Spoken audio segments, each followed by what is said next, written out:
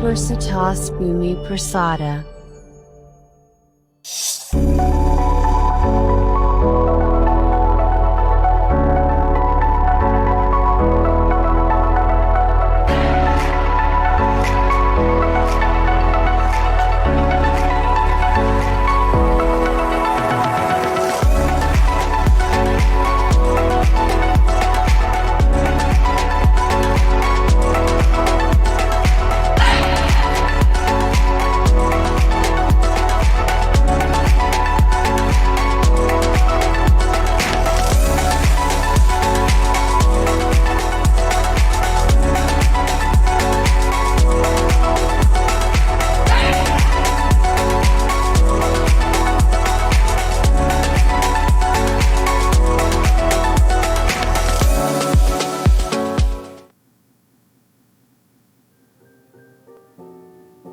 Assalamualaikum warahmatullahi wabarakatuh. Saya Fitri Hijrikana STR KEPMK, dosen Prodi D3 Kebidanan dari Fakultas Kesehatan Teknologi dan Sains Universitas Bumi Persada. Saya mengampu mata kuliah Asuhan Kebidanan Esensial di Komunitas dengan jumlah SKS, 5 SKS yaitu 3 SKS teori dan 2 SKS praktek. Mata kuliah ini terletak pada mahasiswa semester 4, di mana ini adalah salah satu mata kuliah wajib yang memang mahasiswa harus menyelesaikan mata kuliah tersebut. Asuhan kebidanan esensial komunitas adalah serangkaian pelayanan kebidanan yang diberikan oleh bidan kepada individu maupun kelompok di masyarakat, baik itu di luar fasilitas kesehatan seperti misalnya di rumah ataupun posyandu atau poswindu, di mana ini fokus kepada pencegahan, yaitu pencegahan deteksi dini pada komplikasi asuhan kebidanan. Adapun tujuan pada mata kuliah ini yaitu untuk meningkatkan derajat kesehatan esensial ibu dan anak di komunitas, mendorong partisipasi aktif keluarga dan masyarakat dalam perawatan kesehatan, kemudian menurunkan angka kematian ibu dan bayi.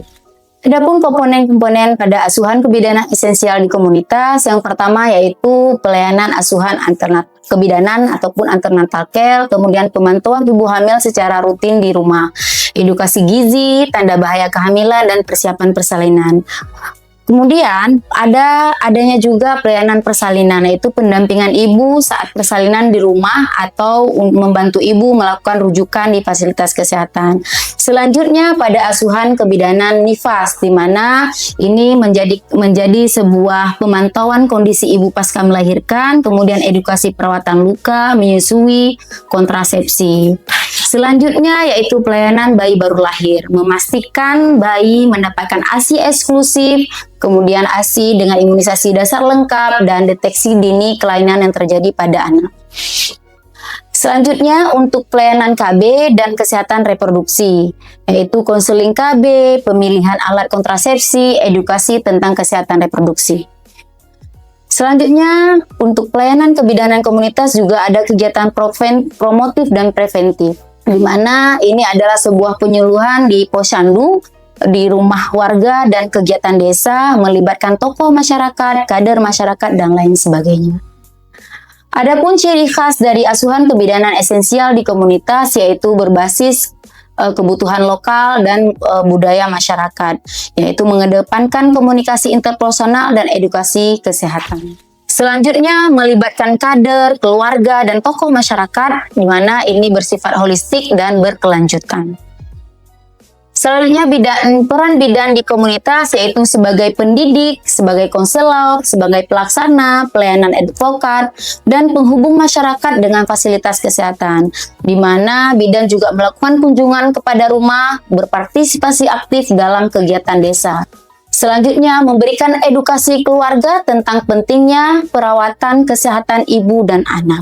Adapun capaian pembelajaran pada asuhan kebidanan esensial komunitas ini ada capaian sikap, pengetahuan, keterampilan umum, dan keterampilan khusus. Untuk capaian pembelajaran lulusan program studi D3 Kebidanan ini yaitu mempunyai kemampuan memberikan asuhan kebidanan secara efektif, komprehensif, aman, dan holistik dengan memperhatikan aspek budaya terhadap ibu hamil, ibu bersalin, ibu nifas, ibu menyusui, bayi baru lahir, balita, dan pelayanan asuhan esensial di komunitas pada ibu anak berdasarkan standar praktik kebidanan dan kode etik profesi. Adapun capaian pembelajaran pada mata kuliah asuhan kebidanan esensial di komunitas, yaitu mahasiswa mampu memahami definisi dari asuhan kebidanan komunitas, kemudian mahasiswa mampu menjelaskan terkait konsep-konsep sejarah-sejarah pada asuhan kebidanan komunitas. Kemudian mahasiswa ini mampu juga memberikan definisi terkait promosi kesehatan dan PHC, perkembangan tujuan, ruang lingkup, sasaran, jenis kegiatan, strategi kompetensi, hambatan, dan kode etik pada promosi kesehatan. Selanjutnya, mahasiswa juga mampu menjelaskan model-model pendekatan promosi kesehatan dan masalah-masalah kebidanan di komunitas. Baik itu masalah tersebut dalam lingkup angka kematian ibu dan angka kematian bayi. Selanjutnya, mahasiswa mampu menjelaskan masalah-masalah kebidanan komunitas baik dari segi kehamilan, dari masalah di persalinan, nifas, KB, BBL, dan lain sebagainya. Selanjutnya, mahasiswa mampu memahami dan menjelaskan masalah-masalah kebidanan komunitas seperti AKI dan AKB, kehamilan remaja, unsafe abortion, BBLR, pertolongan persalinan oleh tenaga non-medis, kemudian pre-menstruasi syndrome, perilaku sosial budaya yang mempengaruhi kesehatan komunitas. Selanjutnya, mahasiswa mampu menjelaskan strategi-strategi pada pelayanan kebidanan komunitas. Dan mahasiswa juga mampu menjelaskan bagaimana pelaksanaan asuhan, pengelolaan pelayanan KIAKB, pendidikan kesehatan individu, kelompok, dan masyarakat, dan peneliti dalam asuhan kebidanan komunitas.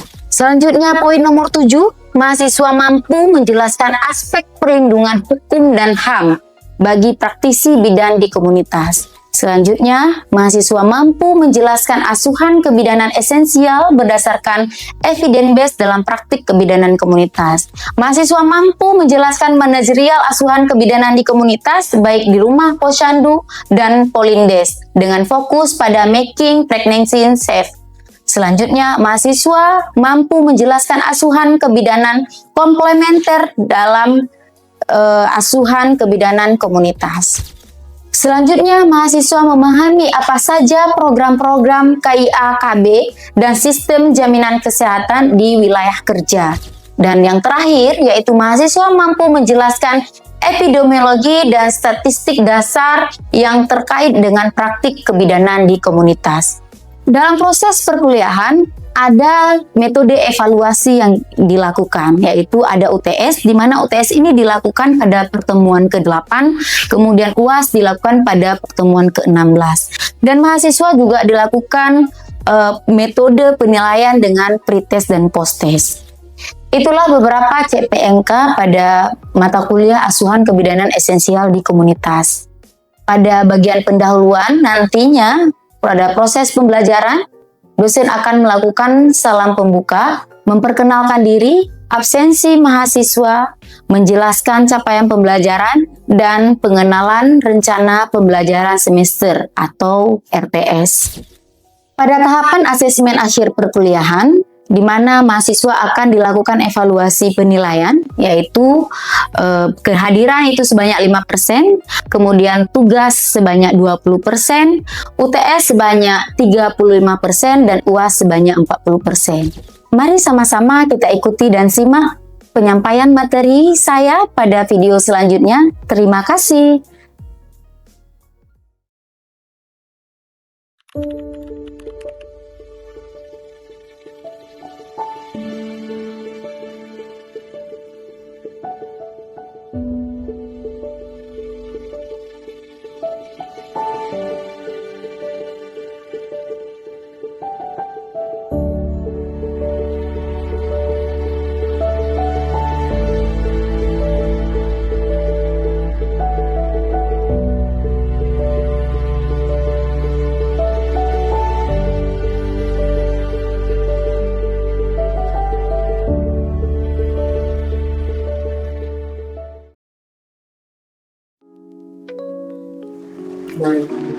Assalamualaikum. Waalaikumsalam. Bagaimana kabar semua? Alhamdulillah. Baik ya. Baik, hari ini kita berjumpa kembali setelah sekian lama ya di semester sebelumnya. Seperti biasa, walaupun kita udah kenal mungkin sedikit ya. Baik, sebelum kita mulai perkuliahan, seperti biasa kita berdoa terlebih dahulu. Semoga pembelajaran kita hari ini diberkati Allah dan bermanfaat bagi kita nantinya. Berdoa dimulai berdasarkan keyakinan masing-masing. Bismillahirrahmanirrahim. Selesai. Baik, sebelum kita mulai ya, kita absen terlebih dahulu. Siapa yang tidak hadir hari ini?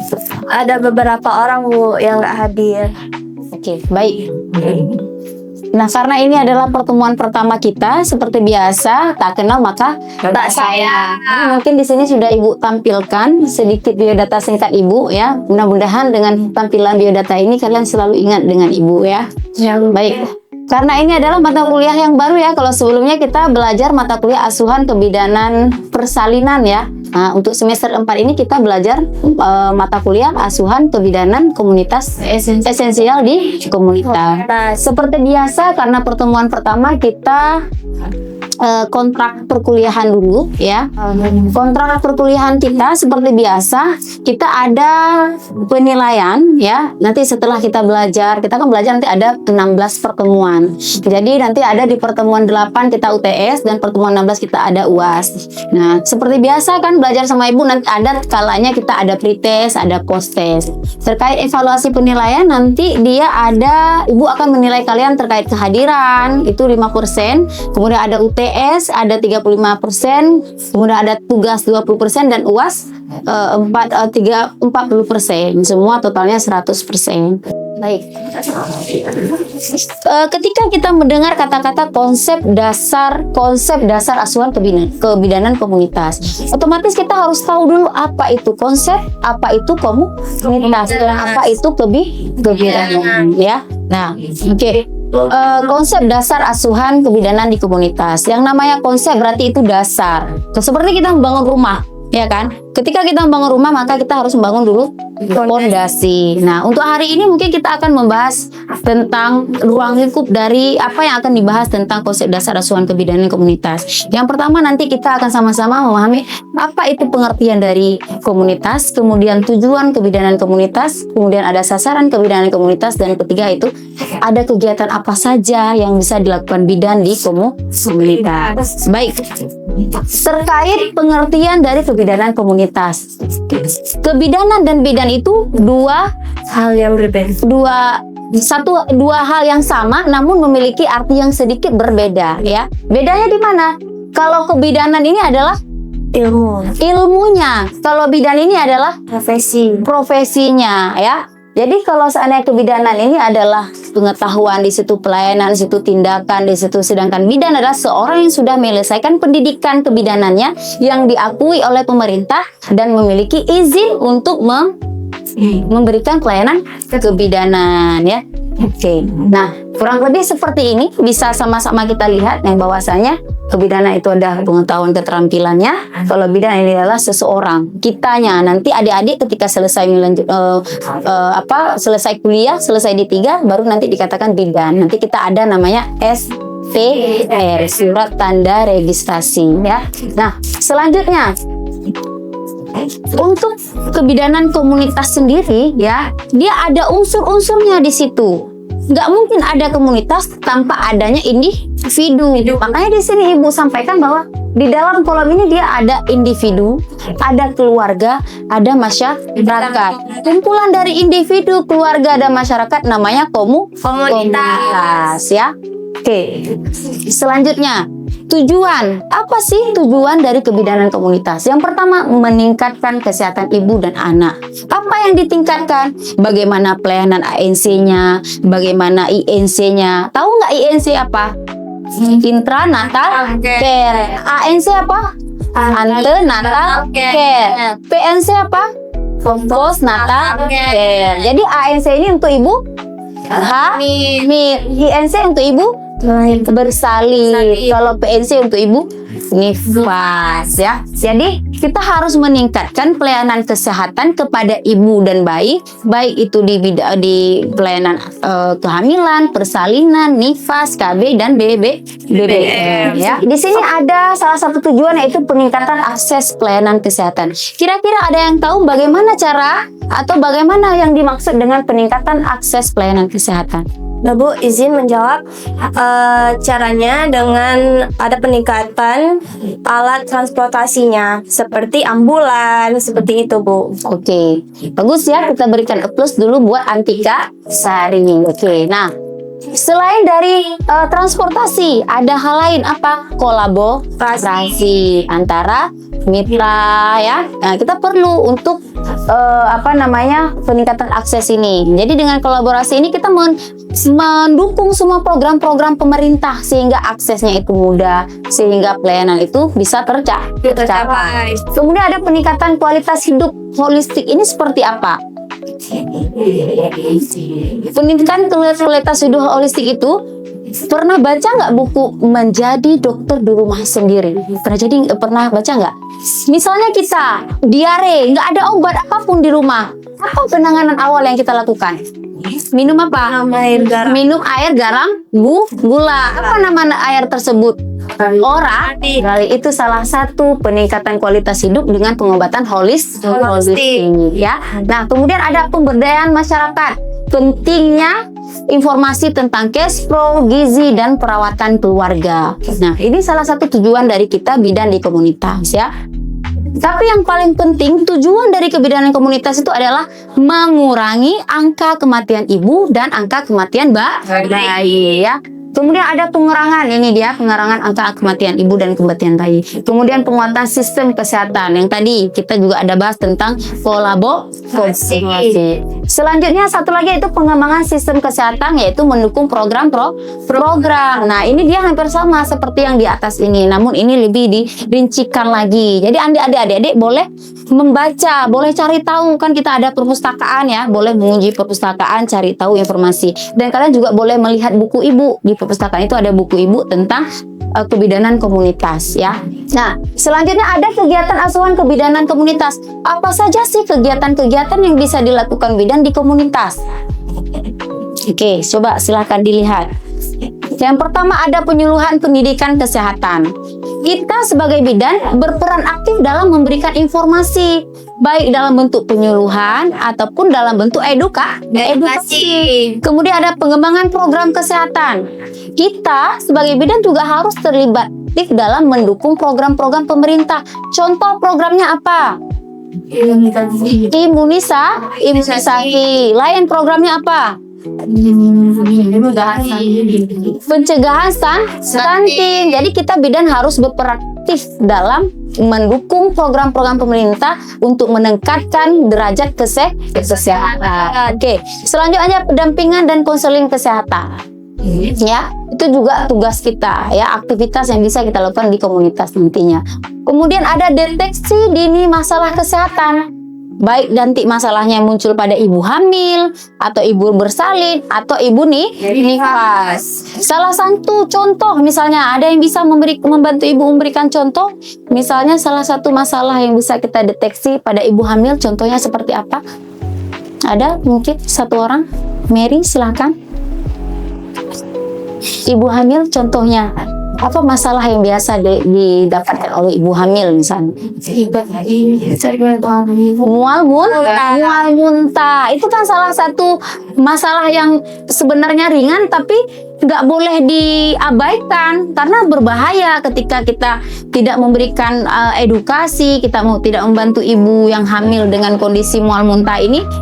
Ya nanti ibunya akan bermasalah dalam asupan nutrisi. Jadi ujungnya kalau ibunya nanti tidak bisa tidak mengkonsumsi makanan secara baik, ibunya dengan masa kehamilan ibunya bisa jadi apa? Cake ya. Jadi kita harus bisa memberikan atau menangani deteksi dini ya, deteksi awal untuk ibu-ibu tersebut. Kemudian ada advokasi dan kemitraan, ini kolaborasi dan mitra. Jadi kita itu ketika berada di komunitas itu kita bermitra dengan Pak Camat, dengan Koramil ya, dengan Polsek, dengan kader, dengan bidan desa juga. Karena kita bidan desa ya, apalagi nanti kan kalian mau praktek komunitas ya, kita harus bermitra dengan mereka, harus berkolaborasi. Karena kita nggak akan mampu memberikan pelayanan dengan sendiri. Jadi kita butuh bantuan Pak Gusi nantinya ya kan.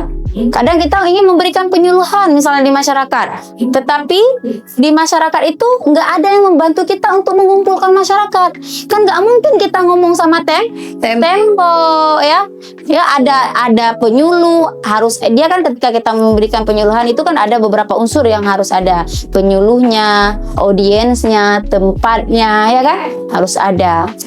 Kemudian pelayanan kesehatan dasar, pemeriksaan kehamilan, persalinan, nifas, bayi baru lahir, serta memberikan pelayanan KB. Ini dasar. Contoh pelayanan kesehatan dasar pada pemeriksaan kehamilan apa kira-kira contohnya? Sudah belajar kan asuhan kehamilan? Sudah, apa kira-kira contohnya?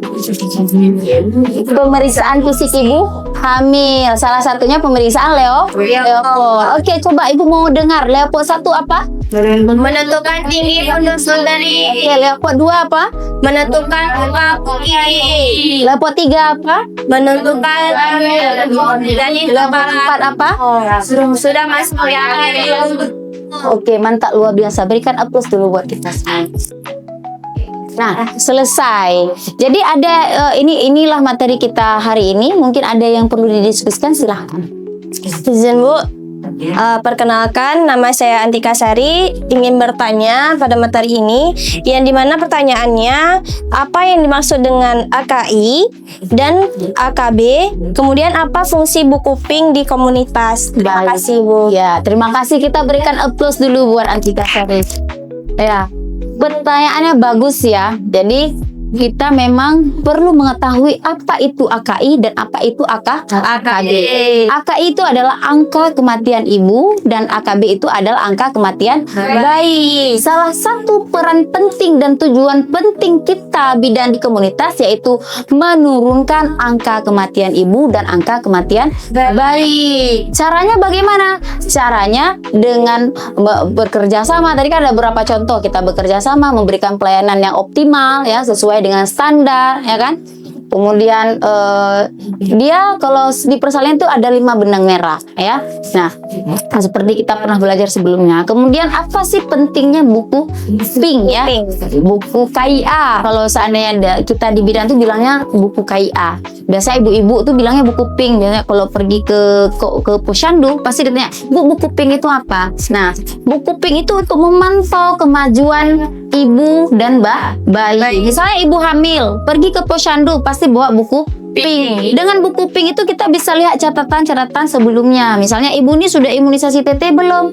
Ibu ini usia kehamilannya berapa? Ibu ini HPHT-nya kapan? Ibu ini udah ini kunjungan ke berapa? Jadi itulah salah satu fungsi dari buku pink.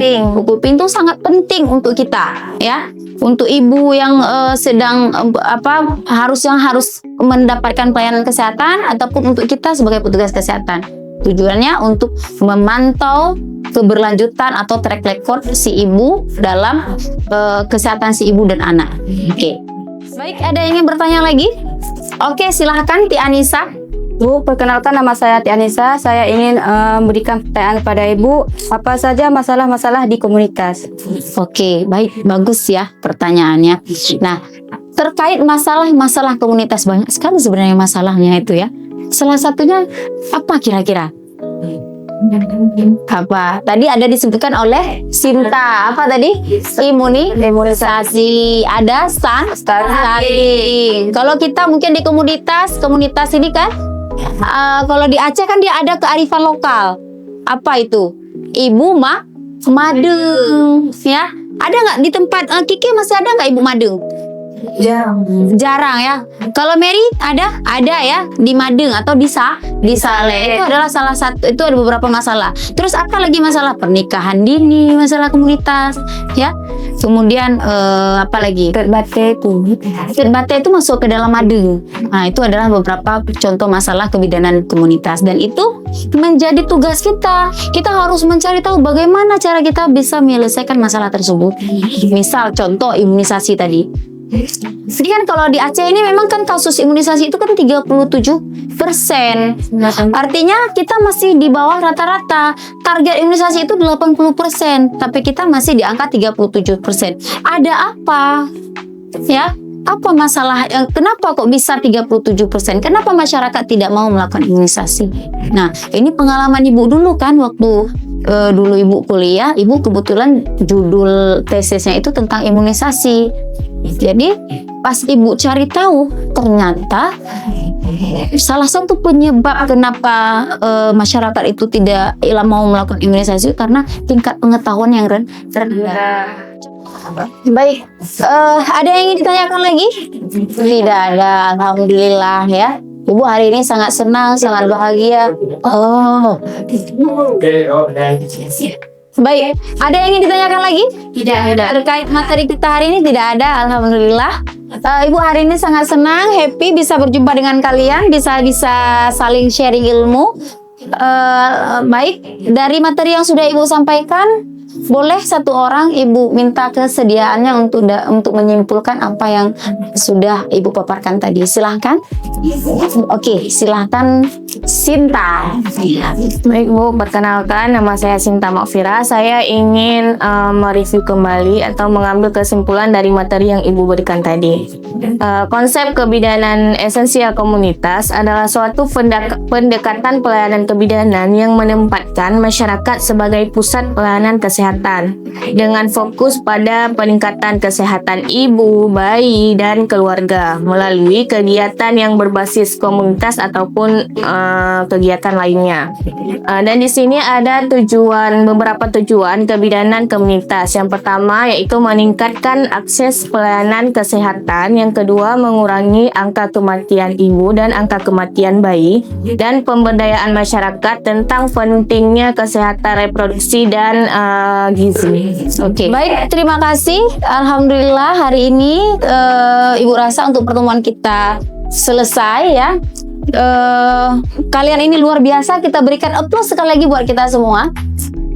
Baik, sebelum Ibu tutup pertemuan ini, Ibu ada oleh-oleh buat kalian. Ya, ada oleh-oleh ini luar biasa. Boleh ini Ibu tampilkan. Nah, ya, ada tugas. Ya, tugas ini boleh dikerjakan. Nanti akan Ibu tanyakan di pertemuan berikutnya. Yang pertama, sebutkan dan jelaskan program-program kesehatan yang berkaitan dengan kesehatan ibu, anak, dan kesehatan reproduksi. Ya, dan ini dikumpulkan di pertemuan berikutnya, ditulis di Microsoft Word, disertakan dengan beberapa gambar yang menarik dan sesuai. Jadi tugasnya itu jangan tulis saja, tapi ada gambarnya. Kalaupun Ibu baca, Ibu nggak ngantuk sambil baca gitu ya. Jadi semangat, oh ini ada gambarnya cantik gitu ya. Oke, baik, itu saja. Mohon maaf bila ada kata-kata yang salah, karena sesungguhnya yang benar itu milik Allah, yang salah itu datang dari Ibu pribadi. Billahi taufiq wal hidayah. Assalamualaikum warahmatullahi wabarakatuh. Waalaikumsalam. Itulah tampilan video pembelajaran saya dengan mata kuliah Asuhan Kebidanan Esensial di Komunitas. Jangan lupa like dan subscribe. Terima kasih. Assalamualaikum warahmatullahi wabarakatuh.